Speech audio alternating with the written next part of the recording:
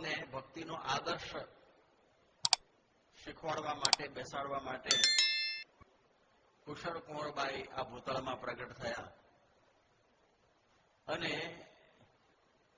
જ્યારે મહારાજને એમને મળવાની પળ પાકી ત્યારે પરમ ચૈતન્યાનંદ સ્વામી ત્યાં પહોંચ્યા. એમની સાધુતાથી એ પ્રભાવિત થયા. મહારાજનો મહિમા એમના દ્વારા સાંભળ્યો. આમ તો મુક્ત જ છે, પણ આ લોકની રીત મુજબ એમણે એ મહિમા સાંભળ્યો. અને ત્યાર પછી મુક્તાનંદ સ્વામીને ગુણાતીતાનંદ સ્વામી થકી વિશેષ દૃઢતા થઈ. અને એમને એમ થયું કે રૂકમણીનું કાંડું જેમ ભગવાને ઝાલ્યું એમ પ્રગટ ભગવાન આવીને આપણું કાંડું ઝાલે તો આપણું કલ્યાણ થાય. એ એમના મનમાં બરોબર ફિટ બેઠું. અને એમણે ઘણા બધા પત્રો શ્રીહરિને લખ્યા. બધી જુદા જુદા મેવા મિષ્ટાનો પણ બધા મોકલતા. અને પછી મહારાજ એમના પ્રેમથી ભીંજાયા અને થયું કે હવે આપણે જવું જ પડશે. અને એ પછી વડતાલથી નીકળ્યા બધા સંઘ સાથે. અને મહારાજ ધરમપુર આવી પહોંચ્યા. બાઈના આનંદનો અવધિ ના રહ્યો. ખૂબ એમને મહારાજ પ્રત્યેનો પ્રેમ. મહારાજને સામૈયામાં હાથી ઉપર બેસાડ્યા અને બહુ જ ખૂબ સ્વાગત કર્યું. મહારાજના માટે જુદા જુદા મેવા મીઠાઈ સંતો અને સંઘ માટે પણ મંગાવતા બધી જગ્યાએથી. અને પછી કાઠિયાવાડના સંઘને પણ એમણે મહારાજને કહીને તેડાવ્યો. અને એ સવારી કાઢી એક વખતે, અને આ બધા સંઘ માટે ફરીથી પાછી સવારી કાઢી. એટલે 3 વખત સવારી થઈ ચૂકી હાથી ઉપર. અને ત્યાર પછી ત્યાં મહારાજને એમણે સભા મંડપમાં સંગીતકારો દ્વારા સંગીત સંભળાવ્યું. મહારાજે પણ પોતાના સંત જે ગાયક ગવૈયા કવિ દેવાનંદ, એ કવિ નહોતા પણ ગાયક જ હતા, એટલે એમના દ્વારા પણ એ ગવૈયાઓને સંગીતનો આસ્વાદ ચખાડ્યો. ત્યારે ગવૈયાઓને લાગ્યું કે સ્વામિનારાયણના દરબારમાં પણ આવું રૂહાની સંગીત ગાનારા પણ છે. એટલે એ દૃષ્ટિથી ત્યાં બધું ખૂબ બધાને લાભ પ્રાપ્ત થયો છે. હવે આપણે એ વખતે એક વાત ત્યાં એવી આવેલી કે આ પ્રસંગે વાંસદાના મહારાજા રાયસિંહજી સોલંકી એ લોકોની અટક છે આજે, એ પણ આવેલા. એમની જુવાન પત્ની પણ આવેલી. એને પણ મહારાજ વિશે ખૂબ જ હિત થયેલું. અને એમ થયું કે મહારાજ આપણા ત્યાં આવે કે ના આવે. એમણે કુશળ કુંવરબાઈ દ્વારા કહેવરાયું, કારણ કે મહારાજ મહેમાન કુશળ કુંવરબાઈના હતા, એટલે એમાંથી ભાગ પડાવવાનો હતો. એટલે એમણે કહ્યું, કુશળ કુંવરબાઈ હવે એમ કે છે કે હવે વાંસદે મહારાજ જાય એમાં અમને વાંધો નથી, કે એવી અરજ પ્રભુને ઉચ્ચારો તો હું માનીશ પાડ તમારો. પછી બાઈએ વિનતી ઉચ્ચારી, જાઓ વાસદે દેવ મુરારી. રાજા આવ્યા છે તેડાવા કાજ, એના પૂરો મનોરથ આજ. નૃપને કહ્યું નાથે તે સ્વામી, જાઓ ત્યાં અમે આવશું, તમે જાઓ ત્યાં તમે આવશું અમે. એટલે કુશળ કુંવરબાઈને એમને વિનંતી કરી. અને કુશળ કુંવરબાઈના ભત્રીજી જીતબા એના જ આ પુત્ર હતા. એટલે એમણે કહ્યું કે ભલે હું મહારાજને વિનંતી કરું, ને મહારાજે પણ હા પાડી. અને પછી એમને કહ્યું કે તમે આગળ જઈને તૈયારી કરો. રાયસિંહજી વાંસદે ગયા અને બીજે દિવસ હવે શ્રીહરિ ત્યાં જવા માટે તૈયાર થઈ ગયા. બધો સંત સમાજ બધો સાથે લીધેલો છે. અને અહીં પણ ત્યારે ભૂપ તથા કારભારી, સામા આવ્યા સજી અસવારી. સન્માનથી શહેરમાં લાવ્યા, દરબાર વિશે પધરાવ્યા. પ્રભુજીને બેસાડ્યા પલંગે, કર્યું અર્ચન અધિક ઉમંગે. અલંકાર અનુપધરાવ્યા, સોના રૂપાને પુષ્પે વધાવ્યા. અને અહીં પણ બધાને ખૂબ જ ભાવ હતો રાજકુટુંબને. અને બધાએ મહારાજને સોના રૂપાના ફૂલે વધાવ્યા. ખૂબ જ એમનું ભાવભીનું સ્વાગત કર્યું. મહારાજને હવે આવે ત્યાં જમાડ્યા. બીજે દિવસે બહુ જ ભવ્ય સભા ત્યાં કરવામાં આવી અને એ વખતે મહારાજે પોતાના પુરુષોત્તમપણાની બહુ વાતો કરેલી. આ એક વિશેષતા વાંસદામાં બનેલી કે શ્રીજી મહારાજે પોતે પૂર્ણ પુરુષોત્તમના અવતારોના અવતારી છે એ વાત એ બધી કરી કે જણાવ્યું પુરુષોત્તમપણું સૌને અચરજ ઉપજ્યું ઘણું. એટલે બધાને બહુ આશ્ચર્ય થયું કે શ્રીજી મહારાજે ખરેખરી સ્વસ્વરૂપની વાતો કરી. આપ બધા જાણો છો એ મુજબ શ્રીજી મહારાજનો આ હેતુ જે આ પૃથ્વી ઉપર આવવાનો હેતુમાંનું એક એ હેતુ હતું કે પોતાના સ્વરૂપનું જ્ઞાન બધાને કરાવવું. હવે પોતાના સ્વરૂપનું જ્ઞાન હવે બીજાને કેવી રીતે થાય? એટલે શ્રીજી મહારાજ પોતે પણ પોતાના સ્વરૂપની વાતો ઘણી વખત કરતા. મધ્યનું 13મું વચનામૃતનું સાક્ષી છે અને એમાં પણ શ્રીજી મહારાજે કહ્યું, મોટેરા હો અને વાતમાં સમજતા હો તે આગળ આવીને બેસો. મારે આ વાત કરવી છે, સભામાં કરવા જેવી નથી, પણ કર્યા વગર છૂટકો નથી. માટે આ મારી વાત તમે બધા એકાગ્ર મન કરીને સાંભળો. અને એમ કરીને શ્રીજી મહારાજે તેજને વિશે જે મૂર્તિ છે એ જ આ તમારી સામે બોલે છે, પ્રત્યક્ષ મહારાજ છે, એવી પોતાની વાત અદભુત રીતે કરી. ત્યારે આ પ્રમાણે શ્રીજી મહારાજ આવી વાતો કરતા. સંતોને પણ લોયા નાગરકા જેવા એકાંતના ગામોમાં બોલાવી 2 મહિના રાખીને પણ શ્રીજી મહારાજ પોતાના પુરુષોત્તમપણાની વાતો એ બધાને કરતા. એટલે આવી ઘણી પ્રકારની વાતો શ્રીજી મહારાજે પોતાના પુરુષોત્તમપણાની આ બધા સંતો હરિભક્તોને અને બધાને કરેલી છે. તો એ વાસનામાં પણ રાયસિંહજી પણ એવા યોગ્ય પાત્ર એ સમયમાં એમના જે માતુશ્રી, એમના પત્ની, એમનો બધો ભાવ હતો. એટલે મહારાજે આ પ્રમાણે આવી વાતો બધી ત્યાં કરી. થોડા દિવસ વસી તહા વાસા. હવે થોડા દિવસ ત્યાં આગળ વસ્યા. રોજ નવો ને નવો આનંદ એ બધા કુટુંબને થતો હતો. હવે એક વખત શ્રીજી મહારાજ જમવા બિરાજમાન હતા અને જુવાન રાણીએ ખૂબ સુંદર રસોઈઓ બધી રસોઈયા પાસે કરાવેલી અને એમને ખૂબ જ ઉમંગ હતો. અને શ્રીજી મહારાજને જમવા માટે પાટલા ઉપર બિરાજમાન કર્યા અને સામે ઓરડામાં એ જીતબા સાથે એ બેઠેલા અને એ આડો ચક રાખીને કંઈ. અને એ સમયમાં શ્રીજી મહારાજ ભોજન કરતા હતા અને ભોજન કરી રહ્યા પછી હવે એ ઘણું બધું મિષ્ટાન ને બધું શીરો વગેરે જમ્યા હશે, હાથ ચીકણા થઈ ગયેલા. એટલે જમ્યા પછી એ રૂમાલ મૂકવાનું ભૂલી ગયા. એટલે મહારાજ આમ તેમ જોતા હતા ત્યારે એ રાણીએ એમનું જે અંબર હતું, પોતાનું વસ્ત્ર, એ આ પ્રમાણે ગોટો વાળીને મહારાજ ઉપર ફેંક્યું. મહારાજ એનાથી હાથ લૂછી નાખ્યા અને પાછું ગોટો વાળીને એમની સામે નાખ્યું અને એમણે પછી તરત એ પહેરી લીધું. એટલે આ પ્રમાણે એના મનના મનોરથ બધા એમને બધા પૂરા કર્યા. શ્રીજી મહારાજનું આવું એક અદભુત આકર્ષણ હતું કે એમાં દિવ્યતા રહેતી. ધરમપુરના દિવાનની એક પત્ની, એને તો શ્રીજી મહારાજને જોઈને એમના વિશે એક અંતરમાં ભૂંડો ગાઢ થયેલો. પણ શ્રીજી મહારાજે અમદાવાદમાં બધી બાઈઓને પીરસતા હતા, એમની વખતે એમને પણ જયારે પીરસવાનું કર્યું ત્યારે એમની આંખમાંથી કામ ખેંચી લીધેલું. એટલે મહારાજની બધી લીલા અકળ હોય છે. એટલે એ પ્રમાણે આ બાઈને તો શુદ્ધ ભાવ શ્રીજી મહારાજ વિશે પુરુષોત્તમપણાનો હતો. એટલે દિવ્યતા અને પ્રેમ બંને ભેગું હતું. એટલે એવી પ્રકારે એમને સુખ આપતા હતા. અને હવે મહારાજ કહે છે કે અમે ઘણું રહ્યા, હવે અમારે પાછું હવે ત્યાં જવાનું ધરમપુર અને પછી ત્યાંથી અમારે આ પ્રમાણે વડપુર જવાનું છે. માટે હવે અમને રજા આપો.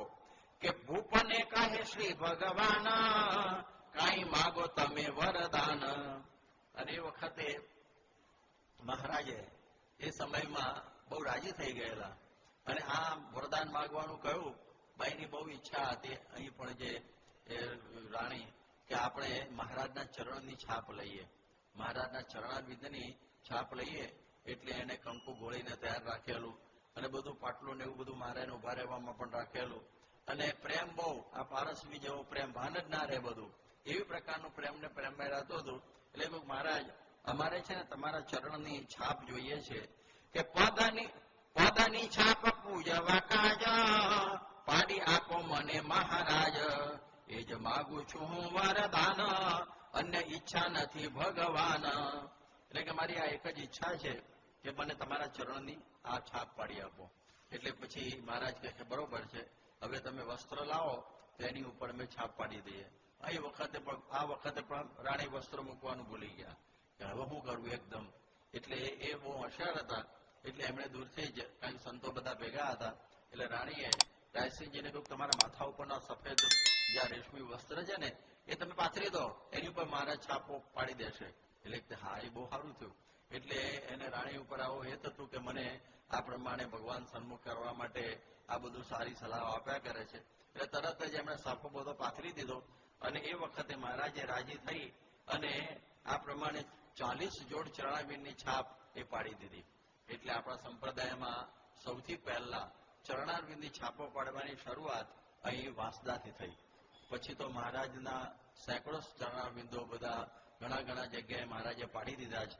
અહીં ભાઈ કાકાના ઘેર પણ મહારાજે પાડી દીધેલા, સોઈત્રામાં. એવી રીતે ઘણી જગ્યાએ મહારાજે બધા ચરણારવિંદ પાડેલા છે. પણ શરૂઆત અહીંથી થયેલી. જેમ મુગટ પહેરવાની શરૂઆત એ જેમ ધરમપુરમાંથી થઈ, એવી રીતે આ પણ શરૂઆત પહેલી અહીં થઈ. 2 સંતોએ જોડમાં ચાલુ, એ પણ શરૂઆત આ પ્રવાસમાં થયેલી. એટલે આવા ઐતિહાસિક બધા કાર્યો ત્યાં થયેલા. અને આ પ્રમાણે હવે એમાં આનંદ સૌને વધાર્યા, ધર્મપુત્ર પધાર્યા. અને આ પ્રમાણે ત્યાં થોડા દિવસ રોકાઈ અને મહારાજ હવે આ ધર્મપુર પાછા પધારે છે.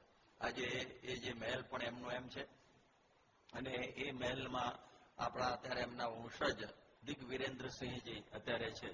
આ જે રાયસિંહજીના વંશમાં જે દિગ્વિરેન્દ્રસિંહજી, અને એ એમનું વાંસદામાં પણ પેલેસ છે, એમાં રહે છે.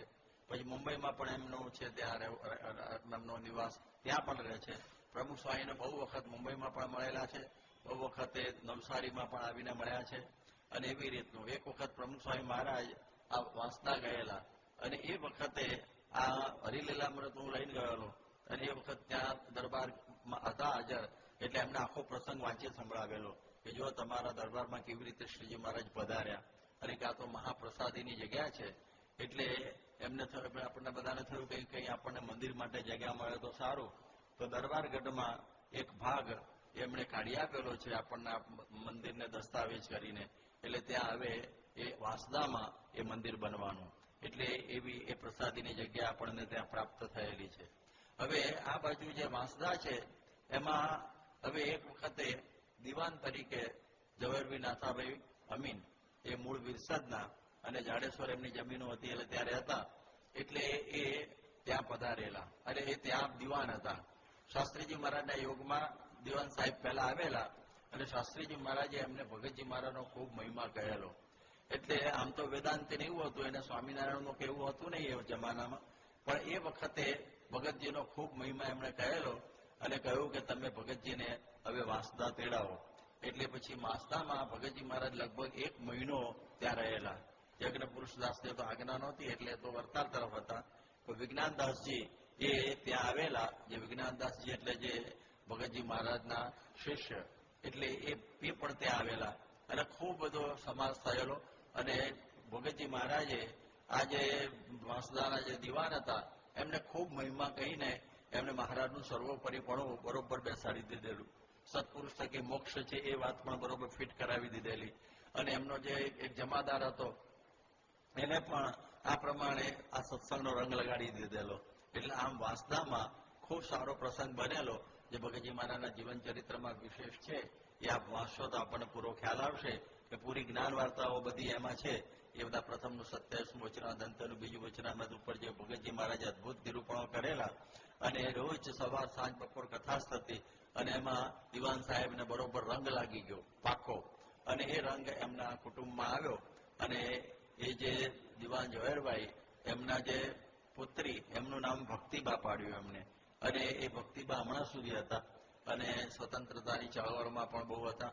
કારણ કે એમના લગ્ન જે વસોના જે દરબાર સાહેબ ગોપાલદાસ એમની સાથે એમના લગ્ન કરવામાં આવેલા. અને એ ગોપાલદાસ અને ભક્તિબાથી જે પુત્રો થયેલા એમાં સૌથી મોટા એક સૂર્યકાંતભાઈ હતા, પછી મહેન્દ્રભાઈ, ત્યાર પછી યોગેન્દ્રભાઈ જે યોગ સુંદર નામે ખૂબ સારા નૃત્યકાર દિલ્હીમાં છે, અને ત્રીજા બારીન્દ્રભાઈ અત્યારે અમેરિકામાં છે. એટલે એ બધા પણ આ બધા ભક્તિબાના સંતાનો. એટલે એમને પણ સત્સંગનો રંગ મહેન્દ્રભાઈને તો ખરેખરો એમાં વિશેષ કરીને. અને એમની જે હવેલી છે બસોની, એમાં પણ બહુ વખતે યોગીજી મહારાજ અને પ્રમુખ સ્વામી મહારાજ પધારેલા છે. મને મહેન્દ્રભાઈને તો બધું સેવાપરાયણ જીવન જ હતું અને બધા ઉત્સવોમાં પણ ખૂબ આગળ પડતો ભાગ લેતા. વળી પાછા મંત્ર લેખન ને બધું માળાને બધા યોગ યજ્ઞ બધા નિયમોમાં પણ પાવરદાર હતા. અને જે કંઈ નિયમ લેવાનો 10મો ભાગ વળી પાછો વિશેષ કરતા. એવી રીતે મહેન્દ્રભાઈ બહુ જ મોટું આયુષ લગભગ 90 ઉપર વર્ષનું ભોગવી અને પછી હમણાં ધામમાં ગયા. એટલે આ પ્રમાણે એ વાંસદા સાથે આ આપણો ઇતિહાસ સંકળાયેલો છે. એની પણ વાત થોડી આપણે સાંભળી લીધી. અને હવે અહીં પાછા પધાર્યા છે શ્રીજી મહારાજ ધરમપુરમાં. અને ધરમપુરની અંદર શ્રીજી મહારાજ પધાર્યા અને કુશળ કુંવરભાઈએ કે બાઈ કુશળ કુંવરે બિચારી તેડા વ્યાસાગા સ્નેહી સંભારી માઘ પંચમીનો દિન આવ્યો તેનો ઉત્સવ ત્યાં જ ઠરાવ્યો. જો મહારાજ છે ને પોષવદી દસમના દિવસે અહીં પધારેલા છે રવિવારે 1872ની સાલમાં. અને હવે આ વસંત પંચમી એટલે બહુ થોડા દિવસ જ, એટલે લગભગ આ 5 ને 4 9 દિવસ, એટલે એટલું જ, એટલે લગભગ 15 દિવસ ધરમપુરના વાસદા થઈને મહારાજ રોકાયા હશે. પણ એ સમયમાં એને થયું બધાને આપણે બોલાવવા અને બધાને આ પ્રમાણે આ લાભ અપાવો કે બહુ આવ્યા તા નર નારી સમયાની શોભા થઈ સારી ભાત ભાતનો રંગ રચાવ્યો મણ ઝાઝા ગુલાલ મગાવ્યો કર્યા પંચમીને દિને ખેલા થઈ રંગની રેલમ છેલા પછી સારી સજી અસવારી નદીએ ગયા નાવા મુરારી. આ પછી ચોથી અસવારી થઈ કે ખૂબ રંગની રેલમ છેલ થઈ અને અસવારી દ્વારા ત્યાં સ્વર્ગવાહિની નદી છે ત્યાં મહારાજ નવા પડદે પધાર્યા અને પછી આવીને થાળ જમ્યા. અને આવી રીતે ઘણી પ્રકારની લીલા શ્રીજી મહારાજે હવે અહીં આગળ કરેલી છે. બાઈનો આનંદ માતો નથી. એને તો ખૂબ ઈચ્છા હતી કે શ્રીજી મહારાજ 6 મહિના એ ધરમપુરમાં રહે. મહારાજને આગળના બધા કાર્યો હતા એટલે 6 મહિના રહેવું તો બહુ મુશ્કેલ હતું. એટલે હવે એ પ્રમાણે મહારાજને જવાના દિવસો આવી રહ્યા છે.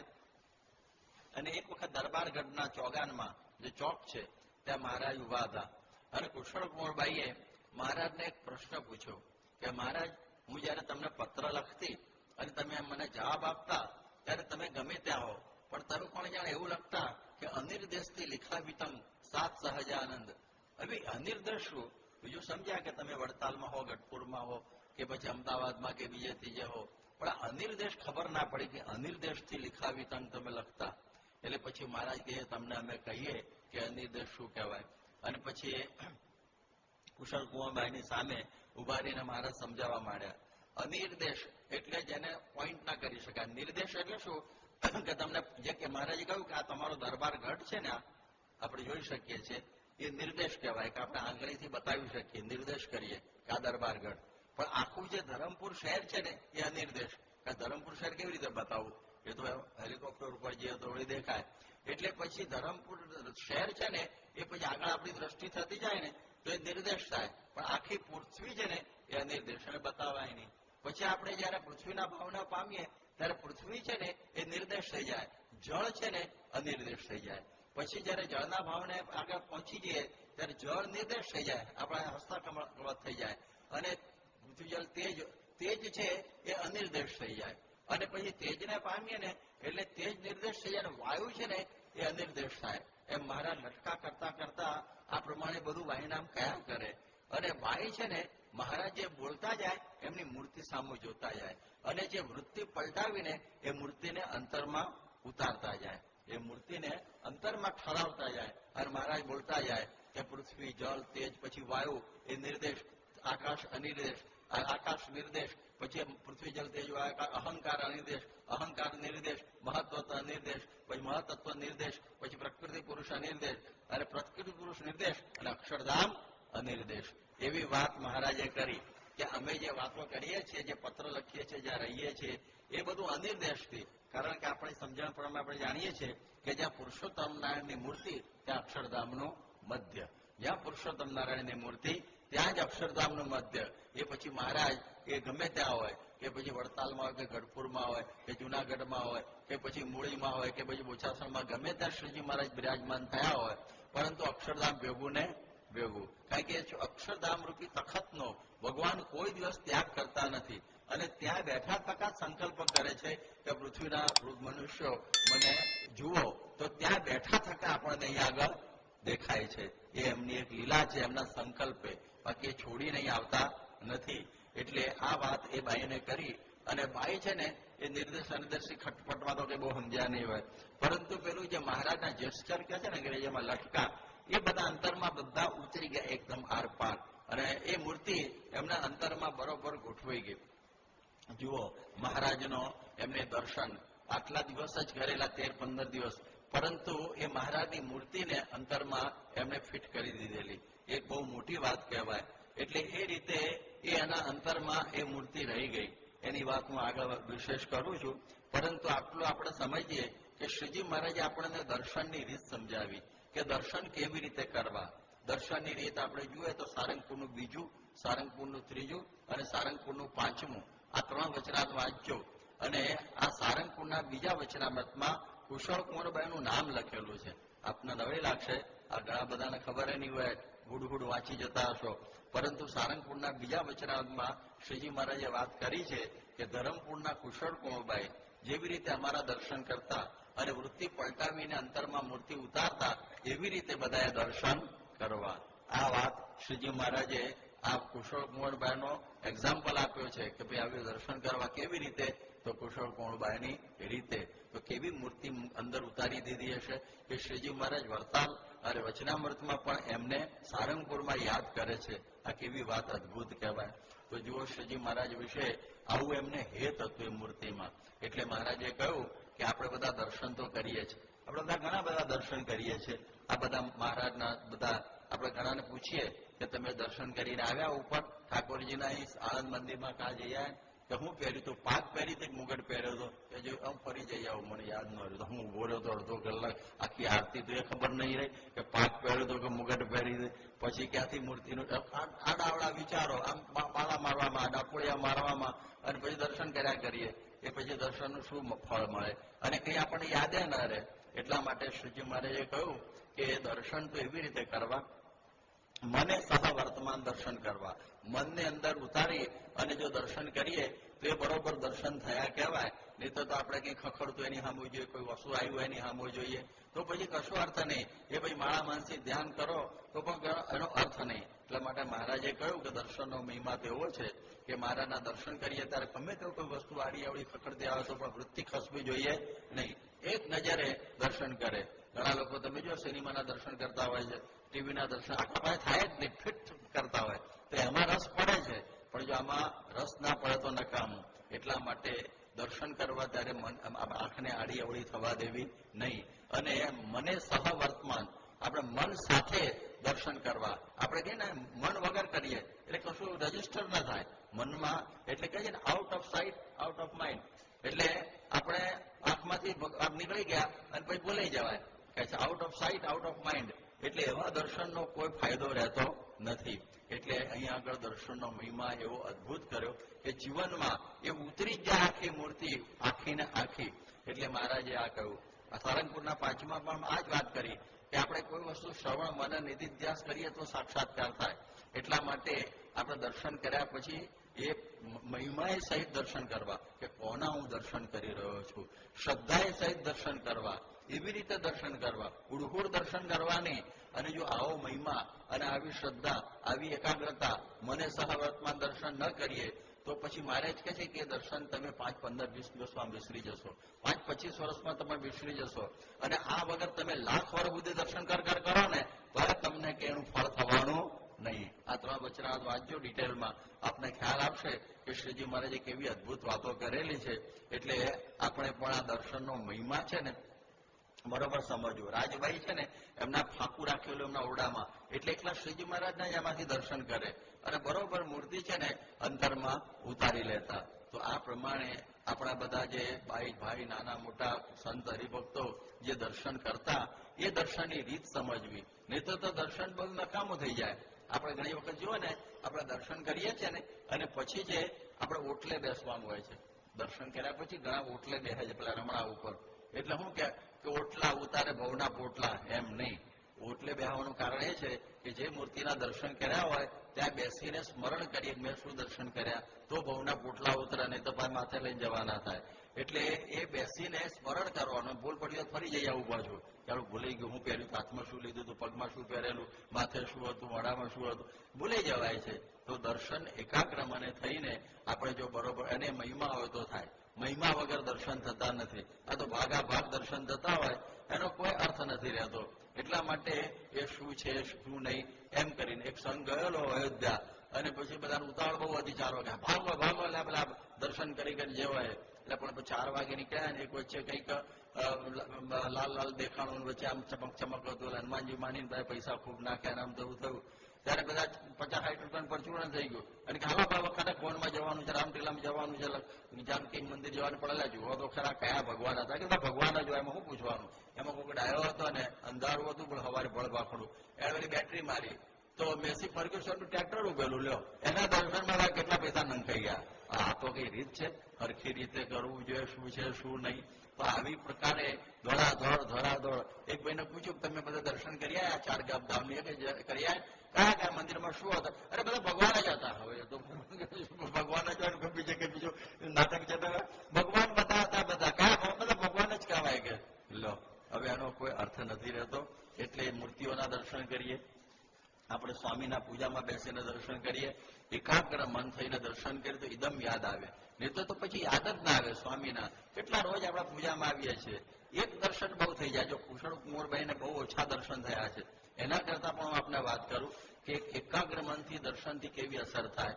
એક વાત આપણે જાણીએ છીએ કે શ્રીજી મહારાજ જયારે વિચરણ કરતા કરતા એક વખતે જુનાગઢ પધારેલા, અને જુનાગઢમાં જે આપણો વજેવડીનો દરવાજો છે ત્યાં નાગોરીવાડ છે, અને ત્યાં હનુમાનજીની દેરી છે અને પાણીની કુઈ છે. તો ત્યાં એક બાજુમાં કસ્બામાંથી એક મુસલમાન છોકરી, એ લગભગ 10 વર્ષની હશે, અને પાણી ભરવા આવેલી, અને શ્રીજી મહારાજના દર્શન કર્યા ને એની વૃત્તિ અંદર જોડાઈ ગઈ, સખત જોડાઈ ગઈ. ઓહો શું મૂર્તિ છે, શું મૂર્તિ છે. એક જ દર્શન યાદ રાખજો, એક જ વખત બરોબર અંદર મૂર્તિ જોડાઈ ગઈ. પાક્કી મૂર્તિમાં એની વૃત્તિ જોડાઈ ગઈ, મૂર્તિમાં વૃત્તિ જોડાઈ ગઈ. મહારાજ તો ચાલ્યા ગયા. પછી તો જેટલી નમાજમાં બેસે, નાનપણથી જ 5 વખતની નમાજ પડતી, પણ એ મહારાજની એ મનોહર મૂર્તિને યાદ કર્યા જ કરે, યાદ કર્યા જ કરે, યાદ કર્યા જ કરે. એમ કરતા કરતા એ મોટી થઈ, અને ગામમાં ને ગામમાં એના લગ્ન થયેલા, અને બીજા વાસમાં એના લગ્ન, આ હું જુનાગઢમાં હું ભૂલી ગયો, સોરઠ વંથળીમાં. એ સોરઠ વંથળીમાં આ પ્રસંગ બનેલો, અને એના બીજી બાજુ એના વાસમાં એના લગ્ન થયા. સોરઠ વંથળી એટલે જુનાગઢથી નજીક જ છે. અને પછી લગભગ એ બાબતને 15-20 વર્ષ થઈ ગયા, અને શ્રીજી મહારાજ એક વખત નક્કી કર્યું કે આપણે શરદ પૂનમનો સમયો સોરઠમાં કરવો. અને બધા હરિભક્તોએ કહ્યું સ્વામી મહારાજ જુનાગઢમાં તો થાય છે, પણ વંથળીમાં પધારો. પદ્મા પટેલે કહ્યું. એમની ડેલીમાં આ સમયો ગોઠવાયો. બ્રહ્માનંદ સ્વામી બધી ભજન મંડળી ભેગી હતી, અને બધા ભજનો ગવાતા હતા. અને એ વખતે બાજુમાં જ આનું સાસરું હતું, જુલેખાનું. અને એને ખબર પડી કે હું હરેક મારી શું કહેવાય નમાઝમાં જેનું સ્મરણ કરું છું એ સાક્ષાત ખુદા તાલા સહજાનંદ સ્વામી અહીંયા આવ્યા. લગભગ એ બાબતને 15-17 વર્ષ થઈ ગયેલા, પણ એ મૂર્તિ એવી ને એવી તાજી હતી એને.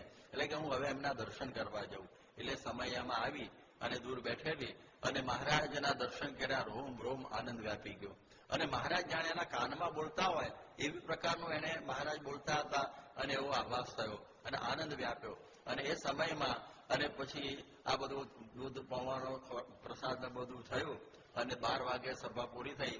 એ ઘેર ગઈ. એની છેલ્લી જે નમાજ હતી એના માટે મુસલ્લો પાથર્યો, અને એ વખતે બસ એમાં બેઠી અને ઘૂંટણીએ, અને એને એમ થયું, એને બોલવા માંડી. મહારાજની મૂર્તિ જાણે સામે હોય કે મહારાજ આટલા વર્ષથી તમારી જે સ્મૃતિ કરતી હતી, તમારું સ્મરણ કરતી હતી, એના માટે પાછા પ્રત્યક્ષ દર્શન થાય. જેમ ગોપીઓને બહુ વર્ષો પછી શ્રી કૃષ્ણ ભગવાનના દર્શન સર્વગ્રાસ ગ્રહણ કુરુક્ષેત્રમાં હતું ને ત્યારે થયેલા, એ પ્રમાણે અહીં પણ કહે છે કે મારે હવે તમારા આવા દર્શન થયા, હવે આ જિસ્મમાં એટલા દેહમાં હવે મારે રહેવાનો કોઈ અર્થ નથી, મારે આવા જિસ્મમાં રહેવું નથી. એમ બોલતી બોલતી બોલતી મોડામાં મહારાજનું સ્મરણ રહ્યું, માથું મુસલ્લામાં ઢળી ગયું, અને એનો આત્મા ભગવાન અક્ષરધામમાં બિરાજમાન થઈ ગયો.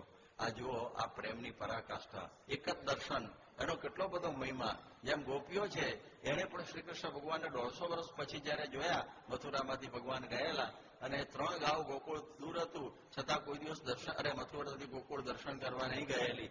એવો મહારાજનો એટલે કૃષ્ણ ભગવાન વિશે એમને મહિમા સહિત સ્નેહ હતો. એની મરજી લોકોને ગયેલી નહીં. પણ જયારે 150 વર્ષે એ લોકો ત્યાં બધા મળ્યા શ્રી કૃષ્ણ ભગવાનને, અને એ વખતે શ્રી કૃષ્ણ ભગવાનના દર્શનથી તૃપ્ત થઈ ગઈ અને ત્યાં જ એમણે દેહ છોડી દીધેલા ગોપીઓએ.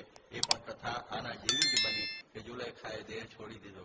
અને શ્રીજી મહારાજ પછી બીજે દિવસે સવારે સોરઠ મંથળીથી જુનાગઢ જતા હતા અને 10 વાગે, અને એમણે ત્યાં જોયું તો એક જમણી બાજુએ એક તાજી કબર હતી, જેની ઉપર ભીની માટી એમણે જોઈ એ બધી પાથરેલી હતી. શ્રીજી મહારાજ ઘોડા ઉપરથી ઉતર્યા, પોતાની કોટમાં ગુલાબનો હાર હતો એ કબર ઉપર પધરાવી અને પછી મહારાજ જુનાગઢ તરફ ગયા. આનું નામ દર્શન, આનું નામ કહેવાય પ્રેમ, કે જેણે એક જ દર્શનમાં જીવનનું કામ સાધી લીધું. એક જ દર્શનમાં, એક દર્શન બહુ થઈ જાય.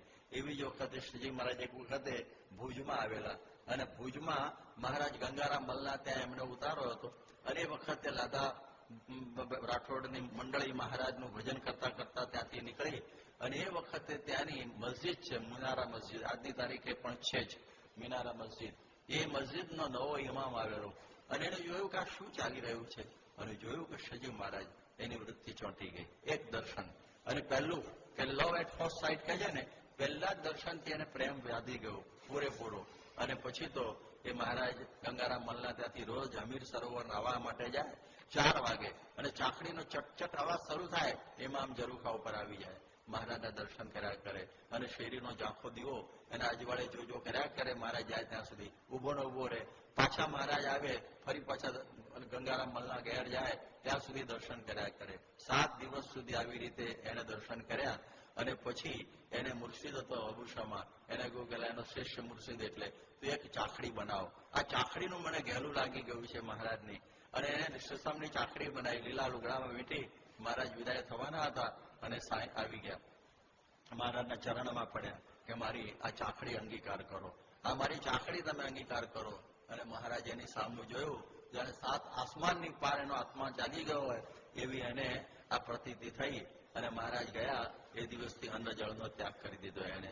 અને 7મા દિવસે એને મહારાજ અક્ષરધામમાં લઈ ગયા. એક દર્શનનો આવો મહિમા હોય છે. દલપતરામ નાના હતા 10 વર્ષના, અને એ વખતે એ વહેલા જયારે એ ગઢડે આવ્યા, બધા એમના મામા પ્રેમાનંદભાઈ બધાની સાથે, કારણ કે ત્યાં શ્રીમાળીની 84 હતી, એટલે કોઈ ખાલા દલપત તને ચારાના મળશે, એટલે એ બધા આવ્યા. અને ત્યાં પછી મહારાજ તો લક્ષ્મીવાડી ગયેલા, એટલે ત્યાં દરબારગઢમાં બધા બ્રાહ્મણો ઉભા હતા, અને ઉભા બધા વેદોના મંત્રો બોલતા હતા, અને મહારાજ પધાર્યા. અને એ વખતે મહારાજ આ ઘોડા ઉપર માણકી ઉપર બેઠેલા, અને બ્રાહ્મણોને જોયા. મહારાજ હેઠા ઉતર્યા, અને પછી ભગુજીને કહ્યું કે આ માણકીને પાવરો ચડાવી દેજો. પેલો નાનો દલપત આમ બરોબર ટગર ટગર ટગર મહારાજ સામે જોયા કરે. મહારાજની આટલી વાણીના કાનમાં પેસી ગઈ કે માણકીને પાવરો ચડાવી દેજો. મહારાજે આમ લટકું કર્યું, એ લટકું આંખમાં પેસી ગયું, હૃદયમાં ઉતરી ગયું. અને નાનાલાલ કવિ એમનો જીવન ચરિત્ર લખ્યું છે એના પિતાશ્રીનું, એ કહે છે મારા બાપા જીવ્યા ત્યાં સુધી આ મૂર્તિ ભૂલી શકેલા નહીં. સાક્ષાત શ્રીજી મહારાજને એમને જોયેલા, તે જીવ્યા ત્યાં સુધી એ મૂર્તિ એના અંતરમાં એવી ને એવી તાજી રહેલી. તો કહે છે ને એક દર્શન પણ કાફી થઈ જાય છે.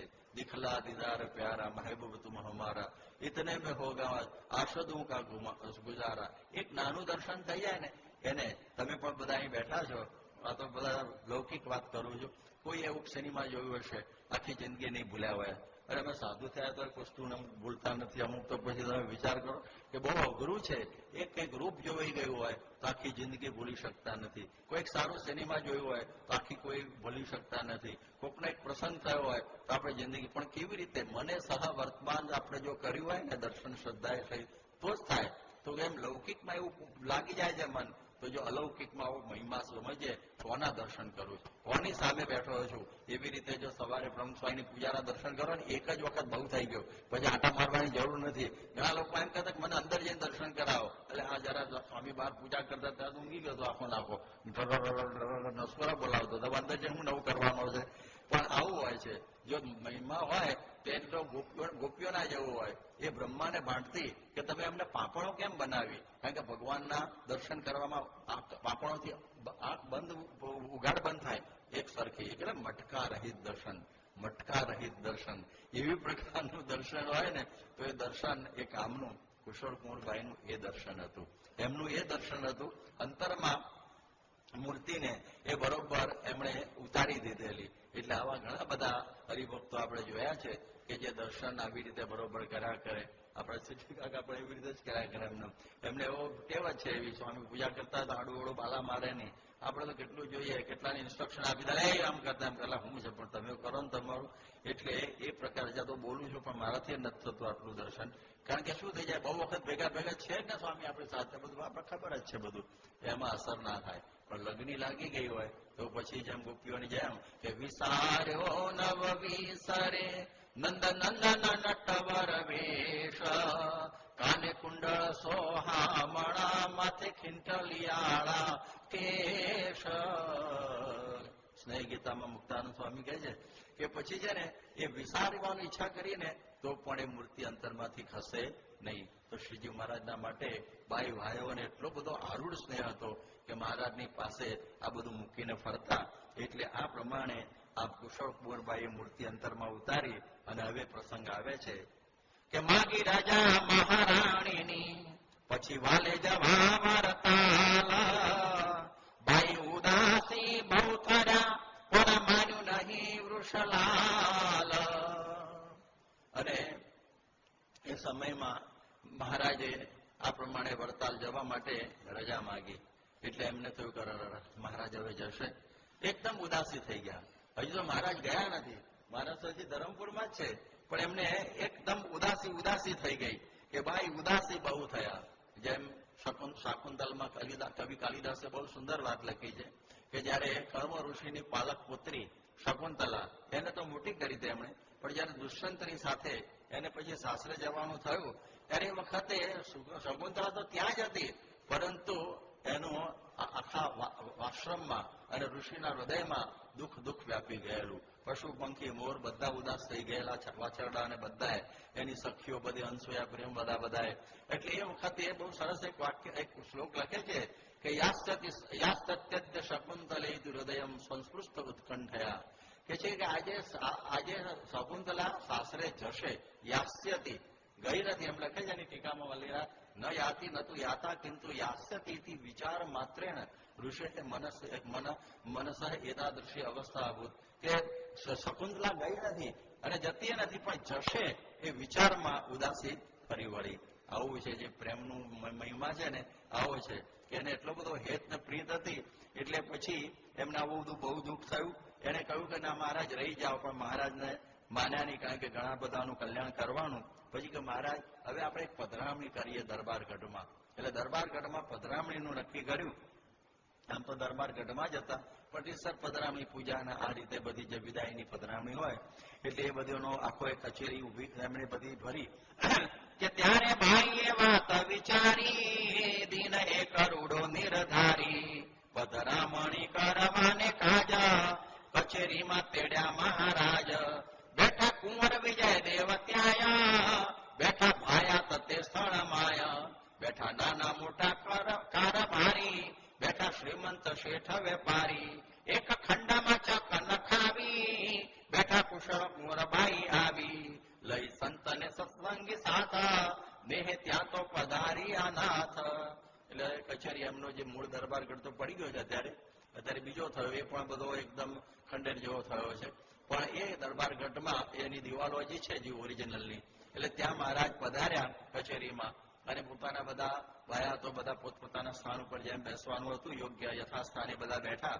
મહારાજ પધાર્યા અને એ વખતે કુંવર એટલે વિજયદેવ એમણે ખૂબ પ્રેમથી મહારાજનું પૂજન કર્યું, ચરણ ધોઈને પાદોદક પીધું, કેસર અર્ચા બાલમાં કરી કંકુનો ચાંદલો કર્યો અને પછી એમને જરિયાની સુરવાળ પહેરાવે, ફમતાવાળી રેશમની નાડી બહુ શોભતી હતી. કે કિન ખાવી જામો લીલે રંગે, પહેરાવ્યો પ્રભુજીને અંગે, રૂડો રેટો જે બુરાના પૂરનો, રચેલો જાણે સ્વર્ગના સુરનો, મહારાજને માથે બંધાવ્યો, દુપટ્ટો ભારે કમરે કસાવ્યો, શોભિતું લીલા રંગનું શેલું, પ્રભુ નાતે ખભા પર મેલ્યું.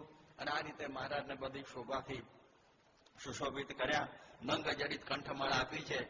અને એ વખતે મહારાજનું મોઢું તારામંડળમાં સૂર્ય જયારે ચંદ્ર હોય એવું શોભી રહેલું છે. અને હેમની ઉતરી એટલે કે ચેઇન પહેરાવી અને વેડ વીંટી એ બધા પણ હાથમાં પહેરાવ્યા, પુષ્પના તોરા, પુષ્પના હાર પહેરાવ્યા કે સોના રૂપાની મોહરોના ફાળા ભરીને ભેટ મૂક્યા વિશાળ, ધૂપ દીપ અને નૈવેદ્ય ધરી પછી કર્પૂરે આરતી કરી. એ પ્રમાણે હવે સોના રૂપાના થાળ પણ મૂક્યા છે. મંત્રી, સરદાર, શેઠ, વેપારી સૌએ પૂજા કરી અને બધાને વસ્ત્રો ઓઢાડ્યા, પાર્ષદોને બધા હરિભક્તો લક્ષ્મીરામ વગેરે આવેલા એમ. એટલે માતાએ જે પ્રમાણે એને કહેલું એ પ્રમાણે આ બધું કરતા હતા કે બેઠા કુશળ કુંવર બાઈ દૂરા પર નિરખી છબી ધરે ઉર, પૂજા માનસી મનમાં હી ધારી કરીને સ્તુતિ એવી ઉચ્ચારી. અને એ વખતે કુશળ કુંવરબાઈ છે એ દૂર બેઠેલા, પરંતુ જાણે એ મહારાજ પોતાના નજીક હોય ને એવું એમને લાગવા માંડ્યું. આ પ્રેમનું આ લક્ષણ સમજવા જેવું કે જાણે મહારાજ મારી પોતાની બધી પૂજા અંગીકાર કરે છે એવું બાઈને લાગવા માંડ્યું. આ પ્રેમ હોય ત્યારે આવો ભાવ થાય. આ બહુ વખત પહેલા 1977 સિટી કાકા કદાચ હોય તો. હવે પ્રમુખ સ્વામી મહારાજ લંડનમાં પધારેલા, ઇંગ્લેન્ડમાં, અને ત્યાંથી આસ્ટનરને લઈને ગયા.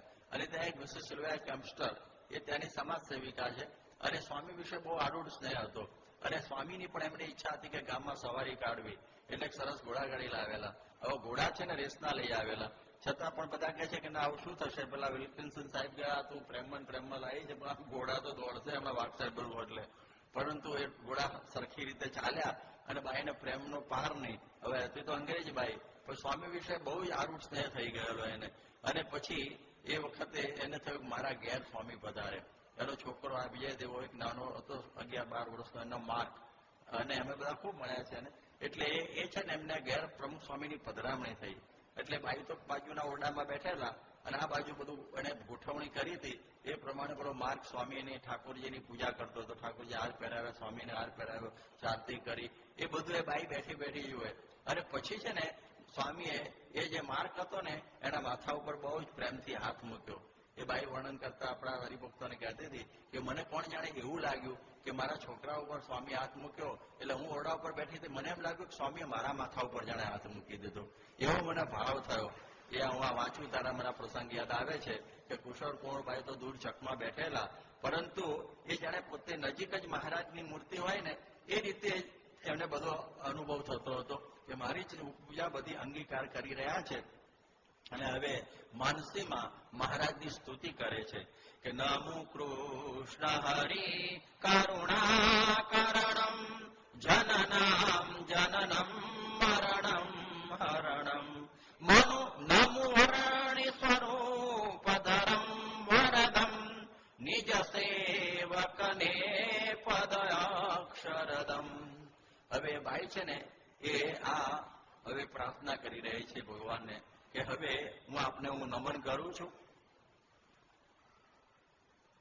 અને એ કહે છે કે અસુરારી અઘારી અધાર મારીમ નમો હાટક સંદ્રુતારીમ નમો મંજુલ કોમળાસ્ય મુખમ નમો સંત જનાર્પિત સર્વ સુખમ શ્રુતિ માર્ગ પ્રવર્તનકારી સદા નમો નાથ નિરંજન દેવ મુદા નમો ધર્મપુરે નિજ અંગ્રિધરમ નિજ દાસ મનોરથ પૂર્ણ કરમ. કે હે મહારાજ, તમે અહીં પધાર્યા, અમારો દરબાર પાવન કર્યો, એટલે આપને હું વારંવાર નમસ્કાર કરું છું. અને છેલ્લી જે પ્રાર્થના કરે છે ને અદભુત કરે છે કે અરપો મુજને વરદાનય હો તવયા છબી અંતરમાઈ રહો ક્ષણ માત્ર કદી ન જશો વિસરી વરદાયક વિશ્વવિહારી હરી. આ અદભુત પ્રાર્થના કરે છે કે હે મહારાજ, અર્પો મુજને વરદાનય હો તવ આ છબી અંતરમાહી રહો.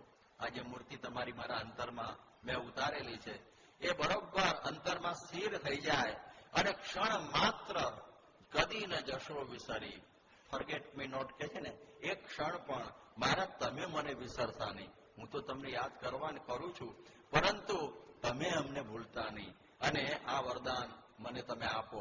કેટલી અદભુત માગણી કરી છે બાઈએ, અને વાત સાચી છે.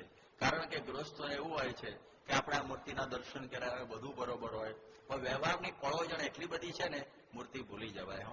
જેમ વિવરાઈબાને સમાધિમાં મહારાજના દર્શન થતા, પણ બધા ચાણા બાસુદોને ઢોર ઢાંખરના બધા કામમાં એમને સમાધિમાં મહારાજના ફરી દર્શન કરવાનું મન, ટાઈમ જ નહોતો મળતો. એવું બની જાય છે. એટલે વ્યવહારની આ બધી ગૂંચવણ, એમાં તો ભલભલા બધું મૂર્તિ ભૂલી જાય. એટલા માટે બાઈ માગે છે કે હું કદાપી ભૂલી જાઉં, તું મને સંભાળજે. અમે તો કદાચ ભૂલી જઈએ, પણ તમે અમને ક્ષણ માત્ર પણ વિસરતા નહીં. આ એક બહુ જ મહત્વની પ્રાર્થના આપણે બધાએ કરવાની કે અમને ભૂલી જતા નહીં. અને ભગવાન તો દયાળુ છે, આપણને ભૂલતા નથી. જો એ ભૂલી જાય તો આપણું કલ્યાણ થાય જ નહીં. આપણે તો કદાચ ભૂલી જઈએ, પણ એ કોઈ દિવસ આપણને ભૂલતા નથી. યોગમાં આવેલાને એ એમની એક વિશેષતા છે કે એમના જે યોગમાં આવ્યા હોય એને અમે કોઈ ભૂલતા નથી. જયારે શ્રીજી મહારાજ ગૃહ ત્યાગ કરતા હતા અને એ વખતે આગલા દિવસે પેલી ચંદ્રકલા એ જે મહારાજને પરણાવવા માટે એના નિહાલ મિશ્ર ખંભાળિયાના લઈને આવેલા, મહારાજની જરાય રુચિ નહોતી. અને એ દિવસે એમની સાથે જમવા બેસાડ્યા. એટલે એ વખતે આ પ્રમાણે મહારાજ ભાભીને સહેજે બોલી ગયા કે તારા હાથમાં છેલ્લું જમું છું. એટલે ભાભીના મનમાં હું કે હવે આવતી તો વહુ આવી જવાની છે, એટલે હવે જમાડશે, એટલે આવું બોલ્યા છે આ બધા સંસારી ભાવોમાં. પણ મહારાજને બીજે દિવસે વનમાં નીકળી જવાનું તે સુવાસની ભાભીને સમજાયું નહોતું. એટલે કે લો, હજી તો વહુ હમણાં આવી અને અમને તમે ભૂલી જવાના. ત્યારે મહારાજ વખત બોલેલા, મારો જેને યોગ થયો હોય એને હું કોઈ દિવસ ભૂલતો નથી. એટલે ભગવાનની આ દયા છે. એક વખત રામચંદ્ર ભગવાને જે સરોવર અને નદી સરયુમાં એ કાંકરી નાખી અને પાછળ જે આવેલા હનુમાનજી જોતા જોતા કે ભગવાન રાતે ક્યાંથી ઉઠીને નીકળીને પહોંચી ગયા અને પેલો કાંકરી ડૂબી ગઈ. એટલે ભગવાન એકદમ વિમાસમાં પડ્યા. પાછળ હનુમાનજી હસ્યા કે તું પાછળથી કહું તો ભેગો જાવ ને, પાછળ છુપાતો આવ્યો તો તમે નીકળ્યા ત્યારથી. તો કે મને એવો વિચાર આવ્યો કે મારા નામે તમે વાંદરાઓ પથરા નાખતા હતા રામ રામ લખીને, અને બધા લંકામાં પુલ બાંધવાનો એમાં બધા પથ્થર તરતા હતા. ત્યાંથી મને થયું કે આપણા નામે થાય છે તો લાવો ને આપણે ટ્રાય કરીએ, આપણા હાથે આ કાંકરો છે તરે છે કે નહીં. એટલે આ તો ડૂબી ગઈ. એટલે ફરી હનુમાન હસ્યા કે પ્રભુ આ તમારા નામે તો પથરાએ તરી જાય, પણ તમે જેને ભૂલી જાઓ, તમે જેને છોડી દો ને એ તો ડૂબે સમજવાનો. એટલે જો આપણે એક નિષ્ઠા પાકી હોય તો ભગવાન આપણને કોઈ દિવસ છોડતા નથી. જે બચકું ભર્યું હોય ને ઘોડાએ તો કોઈ રીતે છોડે નહીં, પણ એ આંખમાં આંગળી નાખે છોડી દે. એવી રીતે આપણી પાકી નિષ્ઠા હોય તો ભગવાન એનામાં મનુષ્ય ભાવ ના હોય તો કોઈ દિવસ આપણને ભૂલે નહીં, યાદ જ રાખે. આ એમની એક વિશેષતા છે. આપણે એક વખત મને આ બધા પ્રસંગો યાદ આવે છે કે યોગીજી મહારાજ મુંબઈમાં જયારે આવે ત્યારે જેનો અલ્પ પ્રયોગ હોય એને યાદ કરે કે ભાઈ ટેલિફોન કરો કે અંબાલાલ, કે પછી આપણે મોરારકા શેઠને બોલાવો, નરસિંહ ગણાત્રાને કે સોઢાને બોલાવો, રમેશ દવાને કે ભૂતા શેઠને બોલાવી લાવો. એટલે એ બધાને યાદ કરીને બોલાવે સ્વામી. લો પેલા તો ભૂલી ગયા હોય. એ લોકોને બહુ આશ્ચર્ય થાય, સ્વામી અમે તો તમને આવ્યા ત્યારે યાદ નહોતું રહ્યું, પણ તમે સામેથી અમને બોલાવો છો. કે થોડો અલ્પ સંબંધ થયો હોય ને એને મહારાજ કે અમે ભૂલતા નથી. એ એમની વિશેષતા. એક વખતે અમે પ્રમુખ સ્વામી મહારાજ યોગી બાપાની સાથે ફરતા ફરતા વેરાવળ ગયા અને વેરાવળમાં સ્વામી હતા. 1900 લગભગ આ હું વાત કરું 63ની વાત છે, પંચતીર્થી વખતે. તો યોગી બાપા કે મને કે નારાયણ વખત મૂકશું કે અહીંયા આગળ રમણીકભાઈ કરીને કોઈક રહે છે, રમણીકભાઈ બ્રાહ્મણ છે, અમે એને તમે શોધી કાઢો ને. બાપા વેરાવળમાં રમણીકભાઈ કેવી રીતે શોધવા? એટલે આટલું જ મને એડ્રેસ આપેલું, રમણીકભાઈ વેરાવળ. આ તો મારા ઠાર કેવી રીતે શોધવા? અને પછી તો એ કે સત્સંગી છે એટલે આપણામાં હોય તો હંમેશા આવે, પણ આપણામાં દેખાતા નથી. એટલે મેં જૂના મંદિરમાં તપાસ કરું. તો પછી મેં તરત જૂના મંદિર વેરાવળનું ખબર પડી ગઈ. રમણીકભાઈ કે હા છે ને, તો બહુ મોટી ઉંમરના થઈ ગયા છે અને 70-75 વર્ષના જેવા, અને અહીંયા જ છે. તો પછી બોલાવો ને, સ્વામી એમને યાદ કરે છે. કેમ કે પછી 70-80 વર્ષના મોટા ઉંમરના હતા.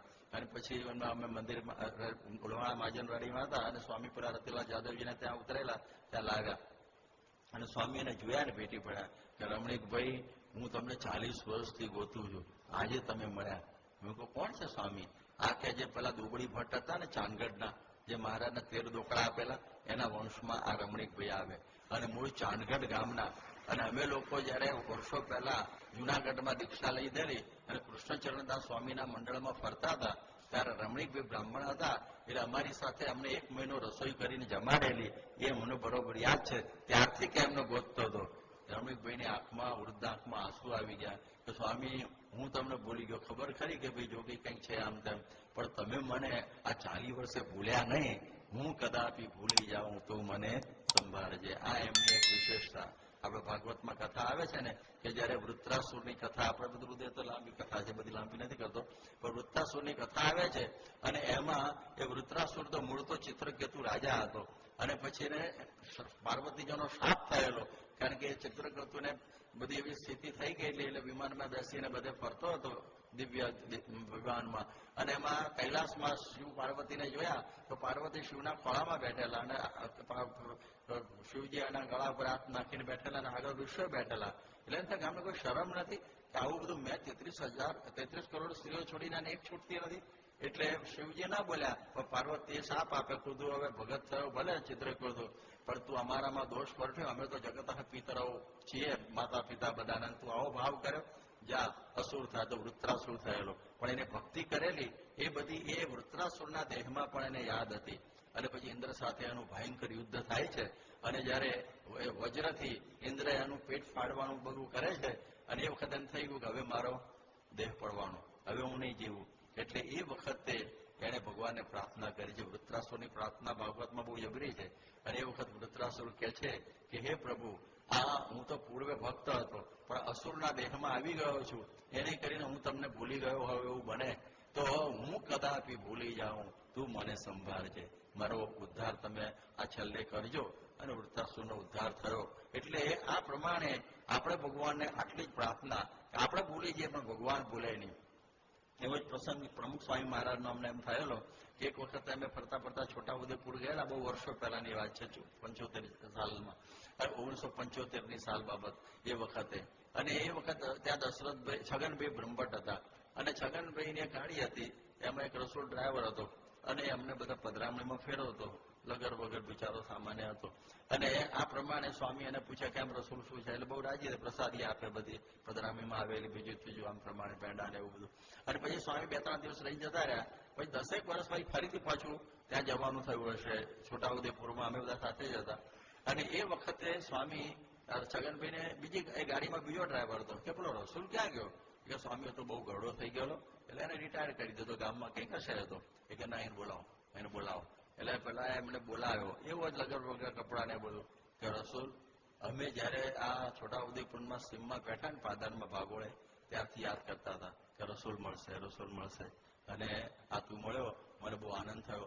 એની આંખમાં આંસુ આવી ગયા કે સ્વામી હું સામાન્ય ડ્રાઈવર અને આવો ગરીબ, અને તમે લાખો માણસોને દેશ વિદેશમાં મળો અને મારા જેવા રસૂલને યાદ કરો છો, આ એની દયા કહેવાય. એટલે આપણે તો ભૂલી જઈએ, એમને તો યાદ બિચારાને બહુ નહીં આવ્યું હોય, પણ સ્વામી એને યાદ કરી અને પાછો બોલાવે ત્યારે આ એમની આ વિશેષતા. પ્રમુખ સ્વામી જયારે પ્રદેશમાં ગયેલા ત્યારે આપણા ઈશ્વરભાઈ કોઠારી, એનો છોકરો, હવે એને રમેશ, હવે કે છે કે રમેશ લોસ એન્જલસમાં મળી ગયો. સ્વામી કે આખું અમેરિકા ગોતી વળ્યા તને શોધવા માટે, તું માંડ અહીં મળ્યો. લો પેલો તો ભૂલી ગયેલો, પણ સ્વામી કોઈ દિવસ ભૂલતા નથી કોઈને, બધાને યાદ કરે છે. ત્યારે એમના નામ ઠામ એની હાથ પેઢીને યાદ રાખે. કેવું કહેવાય, પેલો કે સ્વામી મને તો બહુ ખબર નહીં, પણ તમે તો ખરેખર બધું સંભાળીને અમને આ યાદ કરીને બોલાવો છો. ત્યારે આ સ્વામીની વિશેષતા છે. એટલે અહીં આગળ એ જ વાત આવી કે ક્ષણ માત્ર ન જશો વિસરી, કે હે મહારાજ ક્ષણ માત્ર કદી ન જશો વિસરી, તમને કોઈ દિવસ ભૂલતા નહીં, તમારું ઠેકાણું રહેશે નહીં. આવી સ્તુતિબાઈએ વિચારી અને પછી કહે છે કે મહારાજ રાજ્ય અમારું તે તો જાણજો સર્વ તમારું, ભરેલો છે જે ધનનો ભંડાર, નથી એમાં અમારું લગાર, આપ ઈચ્છા પ્રમાણે વાવરો, મોટા મોટા જગના અહીં કરો, શેર અન્ન તણા સાથી અમે, પ્રભુ રાજ્યના માલિક તમે. જો આ સમર્પણની પરાકાષ્ઠા, આ બલિદાન, આ કે છે બલિ જેવું દાન આપી દીધું. આવતીકાલે રક્ષાબંધન આવશે ને કે આ પ્રમાણે બળાવ્યું કહે છે કાલે, તો આ પ્રમાણે બલિ જેમ સર્વસ્વ આપી દીધું બલિએ, એવી રીતે આ બહેને 500 ગામનું રજવાડું, આ 500 ગામ એટલે ઓર્ડિનરી કાઠિયાવાડમાં હોય એવા બધા નહીં, બધા લુખા ગામો, બધા હાવ ઉજ્જડ જેવા ને એવા બધા. આ તો જંગલ, જબરજસ્ત મોટું જંગલ, જેમાં ચાર ઓળીને આન તેન બધા કેટલા વૃક્ષો, ખાલી જંગલની બધી આવક ગણો તો કરોડો રૂપિયાની, અબજ રૂપિયાની થાય આજે. તો એ આખું 500 ગામનું રજવાડું. તમને બધાને ખબર, મેં એ વખતે નકશો મંગાવેલો કે ધરમપુરનું રાજ્ય એ સમયે ક્યાં સુધી હતું. એટલે મારી પાસે બધા ગેજેટમાંથી નકશા પ્રાપ્ત થયેલા છે.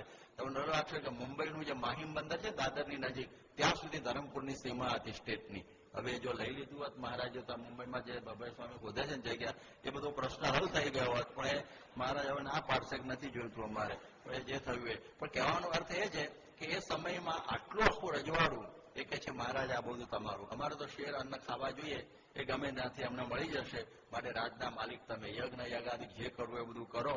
એ પછી મહારાજની પણ મસ્તી કેવી છે કે સુણી બોલિયા શ્રી મહારાજા, અમને ગમતું નથી રાજ, નથી બંધાવું એક જ ઠામ, કરવા છે હજી ઘણા કામ. મહારાજ કે મારે કઈ રાજ્યમાં બંધાવું નથી, મારે તો બધા ઘણા કામ છે. મહારાજ જયારે વન વિચરણમાં નીકળ્યા ત્યારે એ વખત પણ આપણે બધાને ખબર છે ને, ઘણી ઘણી જગ્યાએ એમને બંધન થવાનું થયેલું. એ જ્યાં માસીપુરના રાજાએ ઈલા અને સુશીલા, એની પત્ની, એની બે છોકરીઓ, એ મહારાજને પણાવવાનું કહ્યું કે તમે આ રાજના રાજા અને તમે અહીંયા આગળ રહી જાઓ. તો પણ મહારાજે ના પાડી. ત્યાં આગળ બુટોલપુરમાં મહાદત્ત સેન અને એની જે બેન હતી માયારાણી, એ પણ મહારાજથી પ્રભાવિત થયેલા. અને પેલો રાજા કે મારી દીકરીને પરણો અને રાજ તમારું. મહારાજ કે અમે એ કરવા આવ્યા નથી. મહારાજ જયારે શરૂઆતમાં શ્રીનગર પધારેલા, શ્રીનગર છે એ પેલું આપણું જમ્મુ કાશ્મીર વાળું નહીં, પણ બીજું શ્રીનગર હરિદ્વારથી નજીક છે, અને ત્યાં ટેહરી ગઢવાલમાં આવ્યું એ કહેવાય. અને ત્યાંનો એક કમલેશ્વર મઠ છે, એની 1 લાખ રૂપિયાની ઉપજ.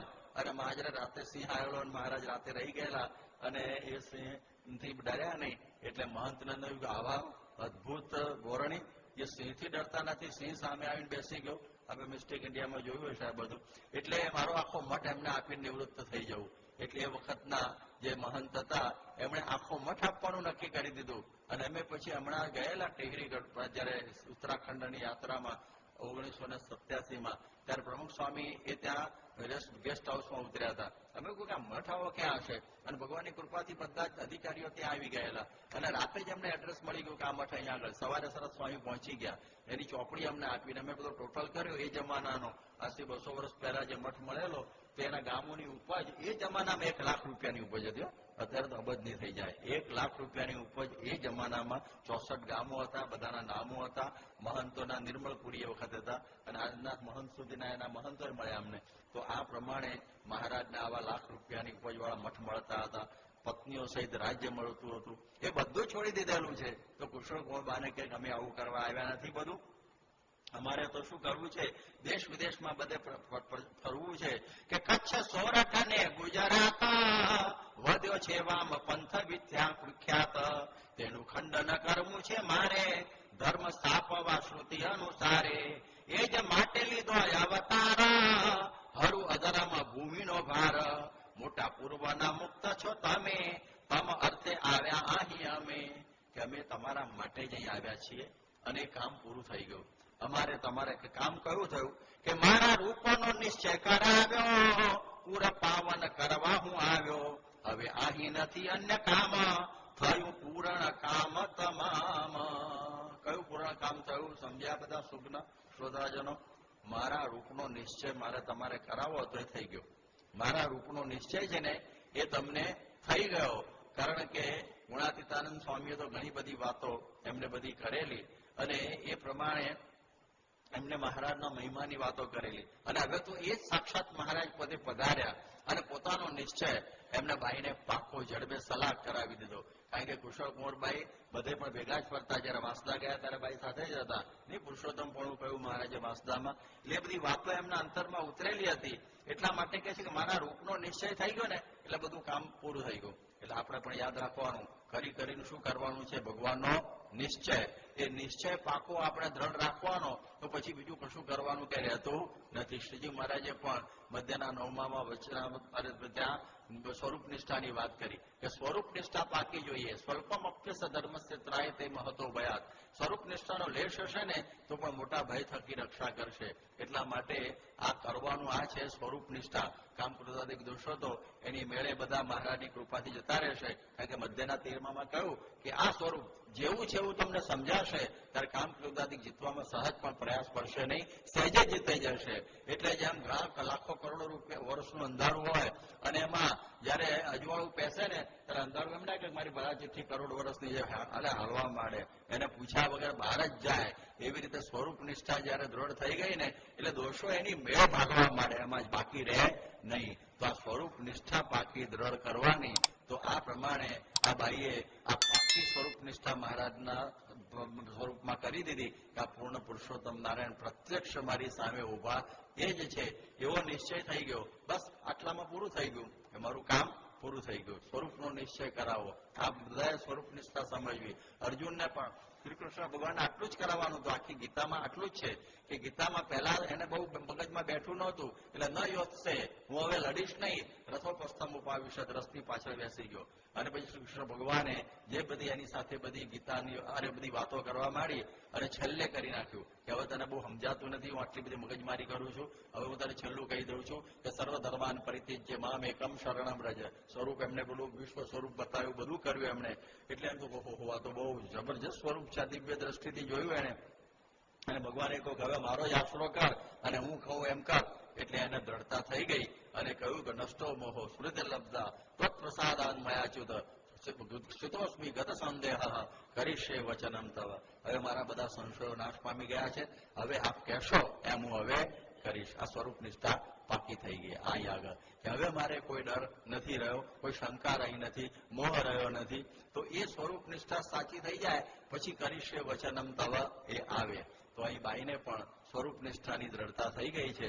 મહારાજ અમારું કામ પૂરું થઈ ગયું. આપણે બધાને ખબર છે કે શ્રીજી મહારાજે જયારે જતલપુરમાં યજ્ઞ કર્યો અને યજ્ઞમાં લાખો બ્રાહ્મણોને જમાડવાના હતા અને એ વખતે બધાને મહારાજે કહ્યું કે હવે એ વખતે ફ્લોર મિલ નહોતી એટલે બધી ઘંટીઓ, ગંટલા ને ઘંટીઓ બધાના ઘેર હોય મોટી નાની. તો કહ્યું કે બધાએ મણમણ લઈ જવું અને દળીને લાવવું, એમાંથી પછી આ બ્રાહ્મણોને લાડુ કરીને જમાડાય. એટલે બધાને આપતા હતા. એ ગામમાં એ વારાંગના હતી જે ગણિકા, એને થયું કે હું પણ આ લાભ લઉં. એટલે એને મન થયું અને એ જયારે આવી સભામાં બધા કહું આ તો ગામના ઉતાર ભાગ ભાગ. પછી મારે કે શું બધો હોબાળો થયો કે આ તો સ્વામી ગણિકા છે અને અહીંયા આગળ દળનું દાણા લાવવા માટે કોણ જાણે આવી ગઈ મોટી. એ મહારાજ કે પણ આવવા દો, એને આવવા દો, પણ તમારી પાસે એ કે જો આ તો પુરુષોત્તમ નારાયણના પગથિયા ચડે છે અને ધક્કો મારે ભગવાનના પગથિયા ચડતી હોય ના પડાતી હશે, માટે એને આવવા દો.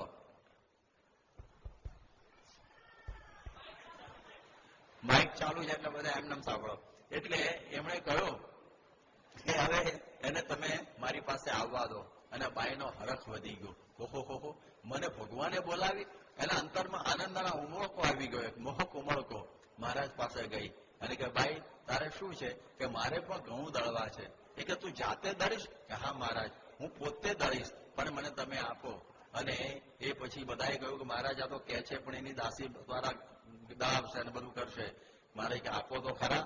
અને મહારાજે આપ્યું અને મહારાજનું સ્મરણ કરતા કરતા ઘંટીએ બેઠી મહારાજને યાદ કર્યા કરે અને દળ્યા કરે. એમ કરતા કરતા એના હાથમાં છાલા પડી ગયા તો લુગડું બાંધીને પણ દળે. આખી રાત એને દળ્યું અને એક મણ એને આ બધું દળાઈ ગયું. અને એ સમયમાં પછી તો આ પ્રમાણે એને બધું સવારે ટોપલો લઈ અને પછી એ મહારાજના પાસે એ આવે છે. બધાએ કહ્યું જો કોકરી પાસે દળાઈને આવી હશે. મહારાજે કહ્યું કે ભાઈ તારા હાથ બધાને બતાવ. તો જરા છાલા પડી ગયા, લોહી લુવાણ. ત્યારે એને થયું કે ઓહો આ તો એને જાતે દળ્યું. હવે તમે જુઓ કે એને મહારાજની આજ્ઞાથી આટલું સાધન અને એને આ દળ્યું ને તો વાસના માત્ર દળાઈ ગયેલી, એની આખી વાસના બધી દળાઈ ગઈ. અને પછી મહારાજ કે જા ભાઈ તારું મુક્તાનંદ સ્વામી જેવું કલ્યાણ. અરે બધા સાધુઓ તો ઉભા થઈ ગયા મારા જેવા. તારું કેટલા ગોળા ખાતા, દાણા પાણા કર્યા, આટલું બધું કર્યું. અને આ ભાઈ તો એમ કે છે કે આ મહારાજ તો કઈ મુક્તાનંદ સ્વામી જેવું કલ્યાણ. મુક્તાનંદ સ્વામી ગોળા ખાતા, લીમડો વાટીને પીધો, આને તો ખાલી કંઈ કર્યું નથી, આ તો એક દાડાનું જ કામ. ફક્ત એક જ રાતમાં એને આટલું બધું કહી દીધું કે જ્યાં કરો મુક્તાનંદ સ્વામી જેવું કલ્યાણ, વન નાઇટ આટલું બધું. ત્યારે મહારાજે શું કહ્યું? મહારાજે કહ્યું સાંભળવા જેવું કે જુઓ, ધારણા કરીને, ગોળા ખાઈને, પછી નિરસ પાછળ અન્ન ખાઈને, ઉભા સુકાઈ જઈને કરીને શું સમજવાનું છે? મારું સ્વરૂપ. આટલું બધું કરીને સમજવાનું શું છે? મારું આ સ્વરૂપ. આ બાઈ સમજી ગઈ કે હું પૂર્ણ પુરુષોત્તમ નારાયણ છું. બસ એનું મુક્તાનંદ સ્વામી જેવું કલ્યાણ. એટલે સમજણ પડી સ્વરૂપ નિષ્ઠાનો ફોર્સ કેવો હોય છે? સમજણ પડે. હું કહું છું કે સ્વરૂપ નિષ્ઠા પાકી હોય ને તો અપિચ્છેદ સુદુરાચારો ભજતે મામ અનન્યભાવ સાધુ રેવ સમંતવ્ય સમ્યક વ્યવસ્થિત હોય. ગીતામાં કહ્યું ગમે એવો દુરાચારી પાપી હોય, એટલે કે લાયસન્સ નથી આપતા, પણ કેવો હોય તો જો મારા આશરે આવે ને તો એ પવિત્ર થઈ જાય. મારો નિશ્ચય કરે, બધા એના દુરાચારો નીકળી જાય. તો જુઓ, આ બાઈના માટે મહારાજે આવું કહ્યું. તો આપણે કરીને સમજવાનું શું? ભગવાનનું સ્વરૂપ સમજવાનું. એટલે એ સ્વરૂપનો મહિમા છે. મહારાજના દર્શન જેમ કુશળકુંવરબાઈને થયા, દુઃખ માત્ર ટળી ગયું, નિશ્ચય ભગવાનનો થઈ ગયો, મહિમા સમજાઈ ગયો, બહુ ટળી ગઈ. આટલું બધું જેમ ઉડાતીતાન સ્વામી અલૈયામાં મહારાજના દર્શન કર્યા ત્યારે આવી સ્થિતિ થયેલી. એ તો દિવ્યતાની લીલા છે. પણ આ પ્રમાણે આ બાઈને આવું થયું. પછી બાઈએ પ્રસ્તાવ મૂક્યો કે મહારાજ, હવે તમે એમ કરો ને, મારા ત્યાં પધારો, મારા ત્યાં પધરામણી કરો. બધા મહારાજ ઘણી ઘણા ઘેર તમે જાઓ તો કેટલું ખરાબ દેખાય, કેટલું જેમ મહારાજ ઘેર ભાઈ કુબજાના ત્યાં નહોતા ગયા, કૃષ્ણ ભગવાન એમાં શું વાંધો છે? જા બેન, હું તારા ઘેર આવીશ. અને બાઈનો તો હરખ માય નહીં. અને એને થયું ઓહો, મારા ત્યાં હવે પુરુષોત્તમ નારાયણ આવશે. અત્યાર સુધી તો ઘણા પુરુષો આ દાદરે ચડેલા છે, હવે પુરુષોત્તમ નારાયણ આવશે. હવે આ સિવાય બીજો કોઈ પુરુષ હવે ચડવાનો નહીં આ દાદરા ઉપર. અને એ વખતે મહારાજે બીજો ધડાકો કર્યો. બ્રહ્માનંદ સ્વામી, મુક્તાનંદ સ્વામીને કહ્યું, એટલે તમારે બધાને આવવાનું. અરે બાપા મહારાજ, તમારું તો લીલામાં જાય, પણ અમારી તો જાણે કે ગણિકાના કોઠા ઉપર સંતો પણ ગયેલા, તો અમારી શું દશા થાય? મહારાજ કે હવે ગણિકા નથી રહી, એ મુક્ત થઈ છે. એને મારા સ્વરૂપનો નિશ્ચય થઈ ગયો છે, માટે હાલો બધા. અને એ વખતે મુક્તાનંદ સ્વામીને બધા ઉપડ્યા. અને એ સમયમાં મહારાજ હવે એ વખતે આ બધા મહારાજ આગી ગયા, સંતો પાછળ હતા. એટલે બાઈએ જરા આગળ આવી એટલે સંતો પાછળ ખસી ગયા. મહારાજનો હાથ પકડી અને અગાસીમાં લઈ ગઈ. અને એ વખતે એને કવિતા, મુક્તાનંદ સ્વામી આ બધું જોયેલું. અને એ વખતે એમણે કીર્તન લખ્યું કે કોડે આનંદ ઘેર શ્રીજી પધાર્યા, આવી મારા હીરા કેરા પાપ સમાવ્યા સજની.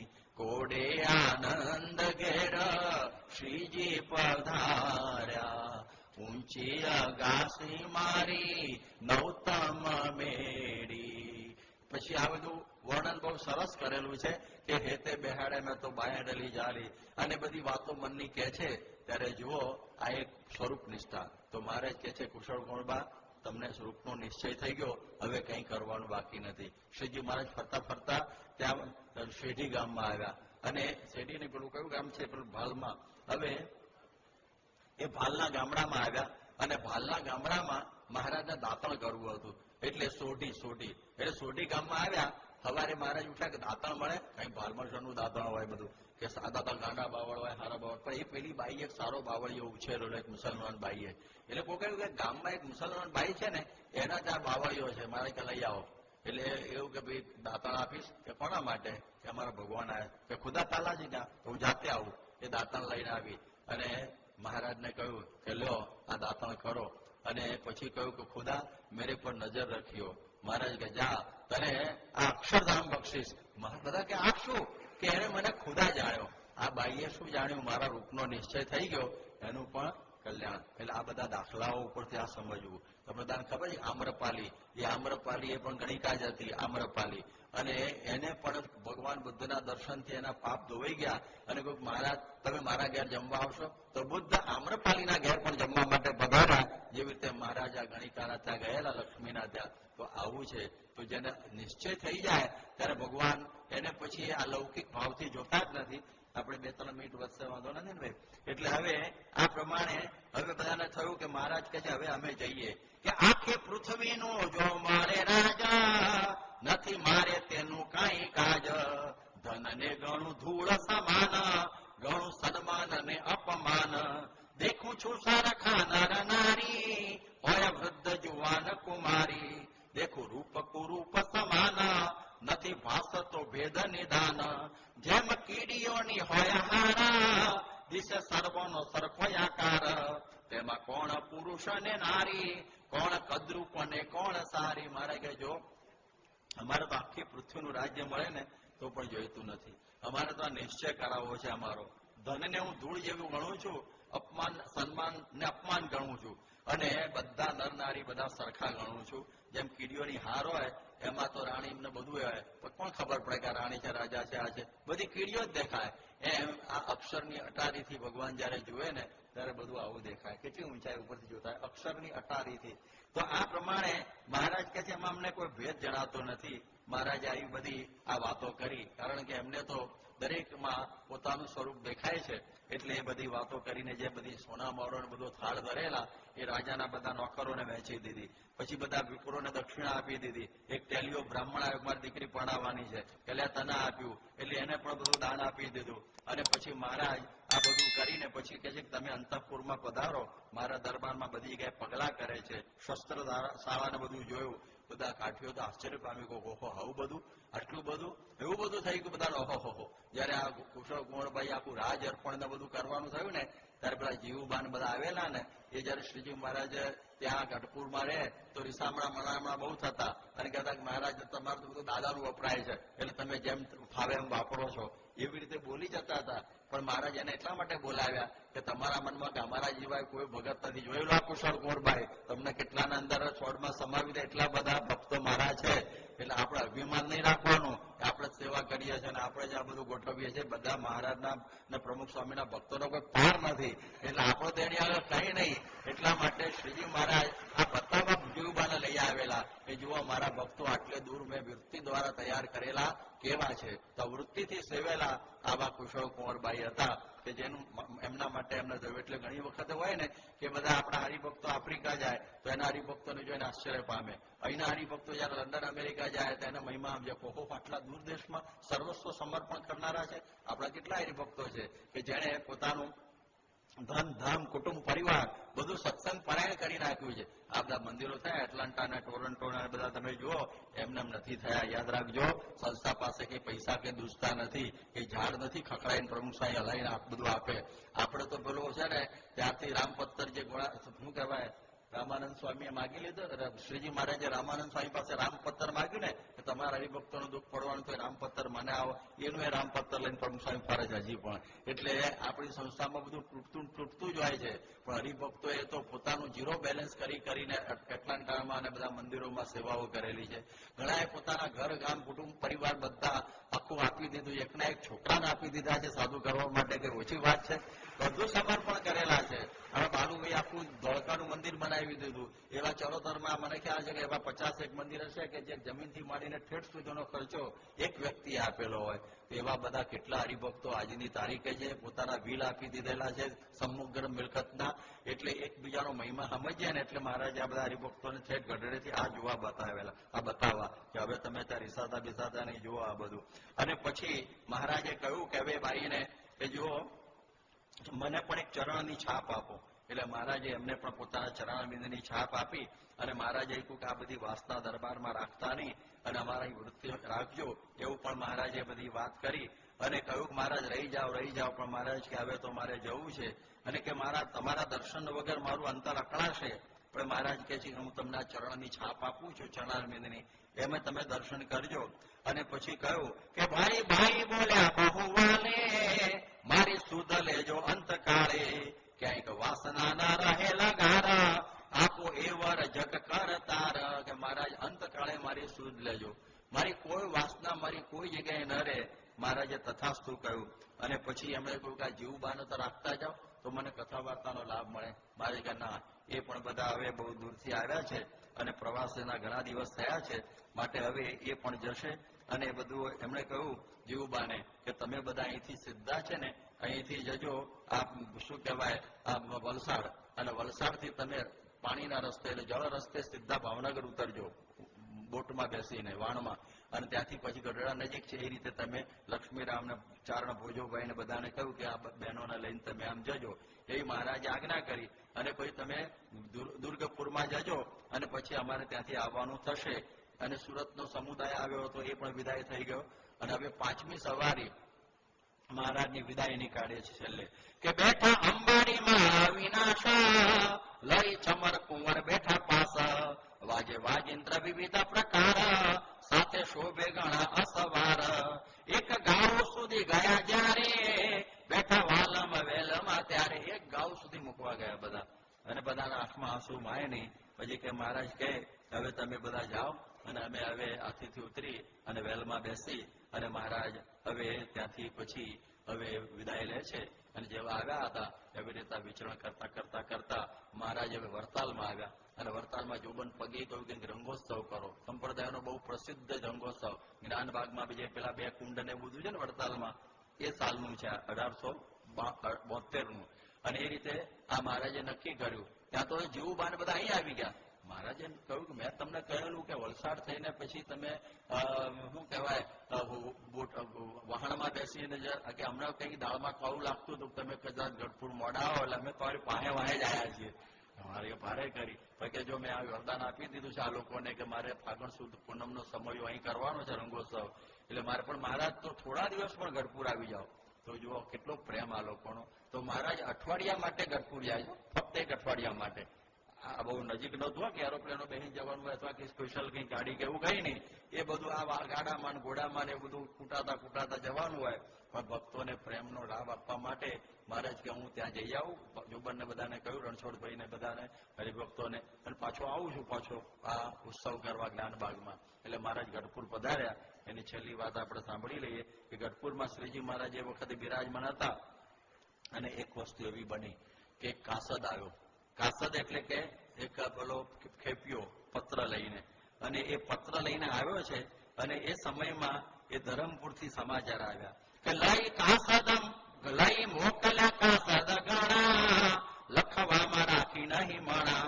એક હવે કે છે એ અવસરમાં એ હઠારા ધર્મપુરથી આવ્યા સમાચાર વાલા વિરહના વાગિયા બાણા તજા કુશળ કુંવરબાઈ એ પ્રાણ. બસ આ સમાચાર પેલો કાસદ લઈને આવ્યો કે કુશળ કુંવરબાઈએ તમે જે દિવસથી ધર્મપુરનો ત્યાગ કર્યો, ધરમપુરનો, એ દિવસથી અન્ન જળ લીધેલું નહીં. અને 10-15 દિવસમાં એને ત્યાગ કરી દીધો દેહનો. આનું નામ કહેવાય ભક્તિ. અક્ષરધામમાં હું બાકી રહ્યું? રૂપનો નિશ્ચય થઈ ગયો મહારાજનો. પછી કે હવે આ દેહમાં રહેવાનું શું? પેલી જુલેખાની જેમ કે આ જીસમમાં હવે રહેવાનો કોઈ અર્થ જ નથી. જે મહારાજને હું ઝંખતી હતી એ મહારાજના મને પ્રત્યક્ષ દર્શન થઈ ગયા. હવે કઈ બાકી રહ્યું નહીં કરવાનું, બધું જ થઈ ચૂક્યું, કશું જ બાકી નહીં.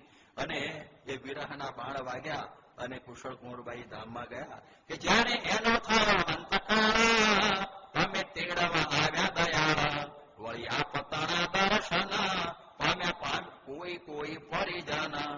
એ વખતે આપના દર્શન પણ બધાને થયા. બાઈએ મુક્તની જેમ આખી કાયા છોડી દીધી. અને પછી એ વખતે જીવુબાને બધા બોલવા માંડ્યા કે 10 વર્ષ રહ્યા હતા અહીં સત્સંગ વધત દેશ માહી. કે મહારાજ જો 10 વર્ષ રાખ્યા હોત તો સારું થાત. પણ મહારાજ કે ભગવાનની ઈચ્છા છે, એ તો ભગવાન તો પોતે હતા. અને મહારાજનો એવો સંકલ્પ હતો કે વધત સત્સંગ ત્યાં. તો આજે તમે જુઓ સત્સંગ વધ્યો છે જબરજસ્ત. અમે એ જ જગ્યાએ ત્યાં એક વખત ગયા જ્યાં કુશળ કુંવરબાઈની દેરી છે. આજની તારીખે એની એ જ દેરી છે જૂની. અને ત્યાં સ્વર્ગવાહિની નદી છે. અને આપણા સંતોએ વિચરણ કરીને ત્યાં સત્સંગ વધારેલું. શ્રીજી મહારાજ વર્ણી વિશે પણ પહેલા ધરમપુર જ આવેલા નાસિક થઈને, પછી સુરત આવેલા. એટલે આ બીજી વખત એમના પગલા થયેલા. પણ પહેલા કોઈ ઓળખેલા નહીં, કોણ આવીને કોણ ગયું. પણ અહીં મહારાજે સંકલ્પ કર્યો કે સત્સંગ વધશે. તો આજે લગભગ 25,000 સત્સંગીઓ ધરમપુર ડિસ્ટ્રિક્ટની અંદર પાક્કા આદિવાસીઓ થયા છે, આદિવાસી. અને સ્વામી જયારે ત્યાં પધારેલા ત્યારે 10,000ની મોટી સભા ત્યાં થયેલી. જેમાં આપણા બધા કાંજીબેન મંત્રીઓ પણ હાજર હતા અને કુડચા જ્ઞાતિને, વાળા જ્ઞાતિને, કોપણા જ્ઞાતિને, કોઈ ધોડિયા પટેલ, બધા કેટલા બધી પ્રકારના, અને એ બધાએ ખૂબ પ્રવચનો કર્યા અને સ્વર્ગવાહિનીના કિનારા ઉપર સ્વામી બિરાજમાન હતા. પછી કુશળ કુંવરબાઈની જે દેરી છે ત્યાં પણ પ્રમુખ સ્વામી પધારેલા અને એ વખતે ત્યાં લેખ લખેલો છે એ પણ એમાં વાંચેલો. એટલે આ તો સ્વર્ગવાહિની નહીં, તો સ્વામી કે અક્ષરવાહિની નદી થઈ ગઈ. અહીંયા આગળ જે આવ્યા એ બધાનો અક્ષરધામમાં એ નિવાસ થશે. એટલે આવો પ્રાણે એમને આપણને યાદ રહી ગયું કે કુશળ કુંવરબાઈની દેરીને દર્શન કરતા કરતા પેલી એની જે વાત હતી ને કે અરપો મુજને વરદાનય હો તવ આ છબી અંતરમાહી રહો પણ કમનાથ જશો વિસરી વરદાય કવિ સ્વવિહારી હરી. એ પંક્તિ એ વખત અમને યાદ આવી કે આપણે પણ આજ માગવાનું કે મહારાજ અને સ્વામી એક પળ પણ તમે એમને ભૂલી જતા નહીં. અને છેલ્લે હવે કહે છે કે કુશળ કુંવરબાઈને કૃતાર્થ જગત વિદિત કર્યા ભલા જથાર્થ અગણિત જન એ રીતે ઉદ્ધારે વૃષસુત તે હવસો દિલે અમારે. એતે શ્રી વિહારાચાર્ય વિરિચતે હરિલીલામૃત સપ્તમ કળશે કુશળ પૂર્વાખ્યાન નામ 750 વિશ્રામ. સ્વામિનારાયણ ભગવાન